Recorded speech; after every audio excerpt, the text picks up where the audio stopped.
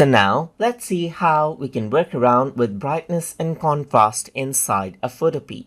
So in order to work around with brightness and contrast, first of all, you need to go around onto the image menu right here and then go around onto adjustment, and over here you can see that brightness and contrast is an option. So if I were to go ahead right here, then you can see that brightness and contrast is an option right here. You can change around the brightness of the overall image right here and change around the contrast, that is the difference between black and white as well.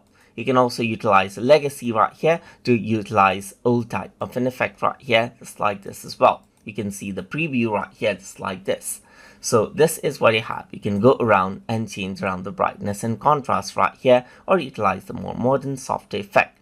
You can also go ahead and type in the value right here, just like this. And if I were to go around over here, you can also go around and, let's say for example, type in -20 right here, just like this. And then this is what you have, as you can see right here. And this is how you can go ahead and apply brightness and contrast inside a Photopea. So hope you guys learned something as always. And as always, please like, comment, share, and subscribe.